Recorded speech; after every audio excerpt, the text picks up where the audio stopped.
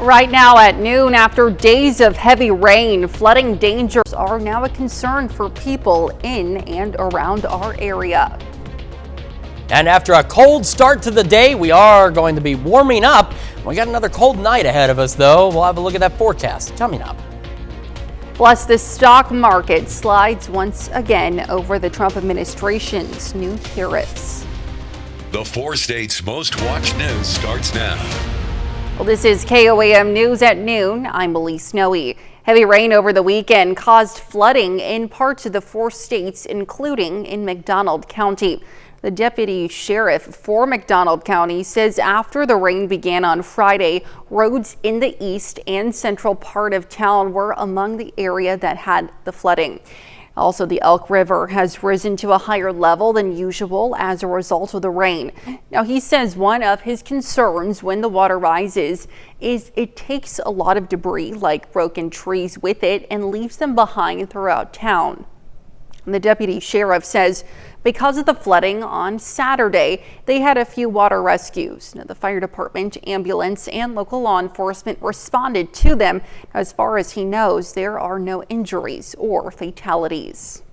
We've got the Elk River runs through here, so a lot of that's really up. The river's been so low, but now we get all this rain and it's a rapid increase of flooding, rapid increase in the water levels. The deputy sheriff reminds people that if you see flooding on the road, don't try to drive through it. He says it's best to turn around. And since we had our fair share of severe weather in the 4 states, a lot of tree limbs and other debris gets scattered across lawns. But if that tree falls on your home or vehicle, which insurance company foots the bill? Well, KOAM's Lonnie Walton spoke with the local experts for advice. Had several of those happen. Most of them are live trees. Richard Lippett is the owner of Lippett Insurance in Grove, Oklahoma. With over 39 years of experience in the insurance industry, he says he deals with falling tree claims like the back of his hand. Neighbor across the fence, tree blows over, lands on his roof and damages the fence, and he wants to know if the neighbor should fix it. He thinks the neighbor should fix it. And there may be others who may think that as well, but according to Lippett, if it falls on your property, you're out of luck. It could be a tree half a mile away from a tornado that fell on your house. If you want your house or your car covered, you need to have insurance on your own house and your own car. And since 2 insurance companies are usually involved in these incidents, we got a second opinion. Andy Queen from Farmers Insurance in Joplin says, it falls over and it's due from storm, wind, or something like that, a tornado, lightning, something like that. It's on your own insurance. And although it is your responsibility most of the time if a tree falls on your property, our expert says there are some times when it's not. It is dead and you've noticed it and you've told the neighbor or whatever. There's possibly some negligence on your neighbor's side, and he could be responsible for that tree falling on your property. If it makes it any more easier for you, our experts say the insurance companies will deal with it anyway. Reporting in Joplin, I'm Lonnie Walton, KOAM News. Well, Queen and Lippett say you can't find out where trees or any debris truly come from all the time, which is probably why your insurance is reliable for your own belongings. Now let's head over to Chris Warner for a look at the forecast. Yeah, we had a pretty cold start to the day, although it looked nice. Of course, look from earlier on our camera in downtown Pittsburgh. Skies were clear, had a great view of that sunrise, but again, a bit cold. That's why we had freeze warnings this morning, and unfortunately, those will make a return appearance later today. MoDOT camera 20th and range line from this morning also looking good as folks were getting their day underway. We started yesterday 10 degrees below normal and only made it up to 16 degrees below normal for the high. Now, the good news is for April, it's good and bad news in a way. We are 2 inches over our precipitation for the month of April. We're just getting started. The bad news is a lot of that came very quickly and led to some flooding concerns around the area. And we're still down a little bit, about 3/4 of an inch for our precip for this year. And we're just starting April, and there'll be more rain chances, of course, as time goes on. I like this temperature trend, average high 67. Look, it's like a staircase leading up to much warmer temperatures that we're expecting as we head through the rest of this week. Tonight, though, freeze warnings do resume tonight and will continue through tomorrow tomorrow morning. Clear skies out there down to the upper 40s by 11. We have even warmer weather on the way after one more cold night. Details in the full forecast coming up. Elise? All right, Chris, thanks. Well, President Trump says foreign leaders are calling and trying to make deals as his sweeping tariff plan takes hold. Now, 10% across the board tariffs kicked in this weekend ahead of harsher reciprocal tariffs on around 90 countries scheduled for Wednesday. Natalie Brand has more details from the White House. Stocks went on a bumpy ride after Monday's opening bell as markets continue to reel from President Trump's tariff strategy. The president on board Air Force One Sunday night said he's not backing down. I don't want anything to go down, but sometimes you have to take medicine to fix something. On social media, President Trump urged Americans to be patient, saying, "Don't be a panican," a new party based on, quote, weak and stupid people. But some Republican lawmakers are joining Democrats in sounding the alarm over an escalating trade war. GOP Congressman Don Bacon of Nebraska says he's introducing a House version of the bipartisan Senate bill to reassert congressional control over trade policy. If we continue to see the stock market go a certain direction, or if we see inflation or unemployment shift in a bad way, I think then this bill becomes a very viable bill. President Trump says he spoke with Japan's prime minister this morning ahead of reciprocal tariffs taking effect Wednesday. White House officials say more than 50 countries have called the president to try to negotiate. They're dying to make a deal, but I said, we're not going to have deficits with your country. We're not going to do that because to me a deficit is a loss. Today, the first foreign leader to talk tariffs with President Trump in person will be Israeli Prime Minister Benjamin Netanyahu visiting the White House this afternoon. The U.S. ally is set to be hit with a 17% reciprocal tariff later this week. Natalie Brand, CBS News, the White House. Now, Trump and Netanyahu are also set to talk about the war in Gaza. And coming up, McDonald County Chamber of Commerce gives people the chance to network and explore new opportunities. And later, we're making braised brisket in the Mr. Food Test Kitchen. Well, Saturday's murky weather didn't stop the Community Business, Health and Job Expo in McDonald County, Missouri. The event, put on by the McDonald County Chamber of Commerce, hosted booths from local businesses, schools, nonprofits, and healthcare providers, and served as a way for people to not only learn about goods and services, but also to seek employment opportunities. Just the community to work together and be together, do some things together. That's the biggest thing that Chamber does, is try to drive people together to where it helps the county grow, helps the business grow, and the only way to do that is to get them together to talk about it. 52 organizations attended the fair. The spring Shop Hop is back for another year in downtown Webb City. Participating stores offer discounts and deals. Now, every purchase made earned an entry into a drawing for a grand prize Shop Hop gift basket. Now, participating stores included Cool School Shop, Grandparents Boutique, Paint Chips, and Glitter Boutique. We hope that the customers actually learn that Webb City downtown is growing, and we take pride in our community, and we are offering, we all have a little bit different things in our stores to offer. Well, some stores even had participating pop-up vendors. And still to come on KOAM News at noon, Mr. Food. With Passover and Easter right around the corner, we're sharing a holiday special main dish that'll earn you rave reviews. And we're not horsing around. And another cold night and then warmer weather on the way, the latest when we come back. Welcome back to the KOAM News at noon. So again, we had a cold start to the day. Thankfully, the winds were calm, so we don't have to worry about wind chills being too extreme, but still below average for sure for us. Live look from earlier this morning, downtown Pittsburgh. Again, we had those clear skies out there. We had a great view of that sunrise. It certainly looked nice. It's just the temperature's not feeling so nice. So we had those freeze warnings that ran through 9 o'clock this morning. They will go back into effect late tonight and resume for us as we head into Tuesday morning.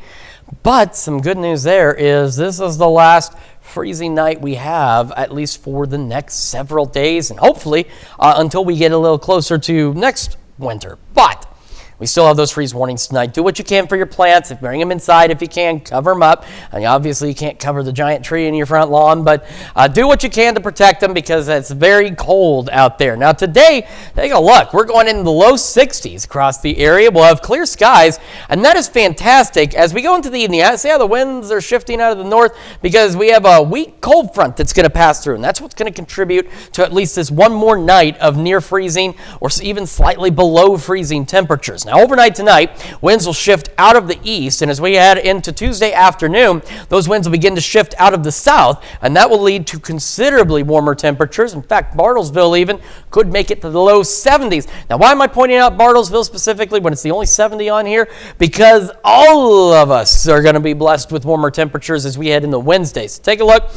Tuesday night into Wednesday, we have some clouds, could get some gusty south winds at times, but our temperatures 5 o'clock Wednesday morning, low 50s. 5 o'clock Tuesday morning, low 30s. 5 o'clock this morning, low 30s. So already on the way up for warm temperatures. Partly cloudy through the day on Wednesday. No rain or anything expected. And by noon, we're already upper 50s and low 60s. Remember, Bartlesville's in the low 70s. Now all of us are joining in on that action. Low 70s, maybe even some mid and upper 70s, a little further to the west. So not bad whatsoever. Again, today, not bad. Cool. A little below normal, low mid 60s out there, sunny skies, and northwest winds around 5 to 10 miles an hour. Into the overnight we go, back down near freezing. Skies will be clear. We have those freeze warnings, as I mentioned, that'll be in place, and the winds will be out of the east at about 5 to 10. They'll shift out of the south by tomorrow afternoon, still 5 to 10. Now we're getting closer to normal, mid-upper 60s. Sunny skies continue, as does our warming trend. Looking down the road, it gets warmer and warmer as we head into the weekend. Maybe some clouds Wednesday, Thursday. Low 70s, then we jump this weekend into next Monday. Upper 70s, low 80s out there. Could have a stray midday shower or two on Sunday. Otherwise, still not bad. Hanging on to the 70s as we head into the next work week. Elise?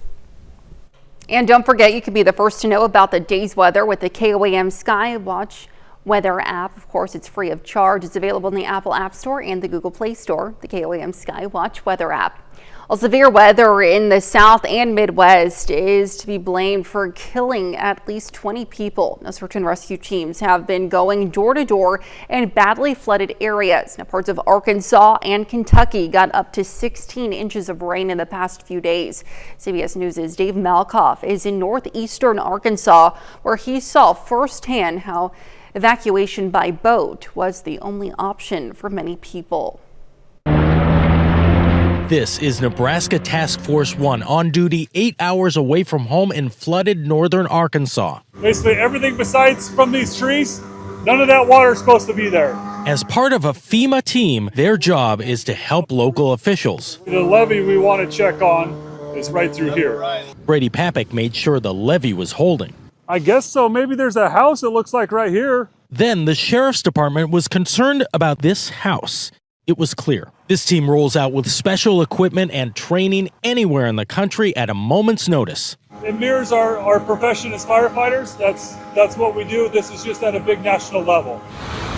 The extensive flooding spread into nearby states. This house floated down the Kentucky River. In Frankfort, Kentucky, the water level surpassed 48 feet overnight, challenging the record set in 1978. The rushing waters inundated homes and businesses. The owner of one basement repair service is now the one in need. I never thought in a million years I'd be the one needing saving. Over the weekend, severe winds and tornadoes struck other parts of the southeast, like this twister in northern Mississippi that blew through Blue Springs, battering farms and tearing off the roofs of homes while toppling multiple trees. The powerful storm also prompted tornado warnings in northern Tennessee. There's just been so many tornadoes lately that it's just scary of the devastation, so many different places. And here in northern Arkansas, the concern is this rising floodwater. You see that little white building back there? That's where the Black River starts. Anything in front of it is all floodwater. This is only expected to go up for the next couple days, possibly crest on Wednesday. But then the rising floodwater could be an issue for the rest of the week. Dave Malkoff, CBS News, Pocahontas, Arkansas. Well, stick around. We're making braised brisket with horseradish sauce in the Mr. Food Test Kitchen. We'll be right back. We'll need a recipe combo that goes together flawlessly. We'll look no further than today's Mr. Food recipe. Howard's making braised brisket with horseradish sauce in the Mr. Food Test Kitchen. When it comes to food, there are certain flavor combos that go together perfectly. Think about peanut butter with jelly, pancakes with maple syrup, and a hamburger with ketchup. Another combo that I love is horseradish with slow-cooked beef brisket. And with Passover and Easter upon us, it's the perfect holiday recipe to share. We start by searing a brisket in a bit of vegetable oil until both sides are well browned. This is what's going to give our beef its nutty, rich taste. Next, we take the beef out of the pot and add sliced onions. We'll cook these until they start to caramelize. At this point, the brisket goes back into the Dutch oven along with some beef broth and a few cloves of garlic.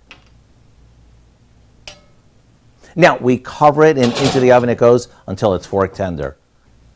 Before serving, we'll take the beef out to rest and deglaze the pot with more beef broth and some grated white horseradish. Now all that's left to do is carve the beef across the grain and serve it with our flavor-packed horseradish sauce. Talk about mouth-watering. To get the recipe for what we call our braised brisket with horseradish sauce, just visit our website. I'm Howard with Kelly in the Mr. Food Test Kitchen, where today we found a holiday special way for you to say, ooh, it's so good. You can find the recipe along with a lot more good food from the Mr. Food Test Kitchen online. Just go to our website, KOAMnewsnow.com. Now here's a look at the 4-state market prices. All right, so again, we're warmer today, even warmer as the time goes on. Remember, freeze warnings again this evening into Tuesday morning with temperatures at or maybe even all below freezing. Upper 60s tomorrow, low 70s through Friday, upper 70s, low 80s heading into the weekend, and maybe a couple of stray midday showers on Sunday. It doesn't look too bad there. Yeah. Right. What do you have first? Yes. What do you have First of all, first later welcome on? back. You've been Thank gone you. for a while. It's good to have you back. Lots coming up at 5. For starters, who treats patients more effectively, a doctor or artificial intelligence? A new study shows both have their unique pros and cons. We're going to take a look. Plus, the Parsons Presbyterian Manor hosts an exhibition celebrating creativity and lifelong artistic expression. And we're going to have reminders on staying focused while driving for this Distracted Driving Month. Hope you join us for those stories. A lot more, of course, KOAM News at 5. Absolutely, Dad. Thanks. Well, that's the news for now. Thank you for joining us on KOAM News at noon. Have a great rest of your day.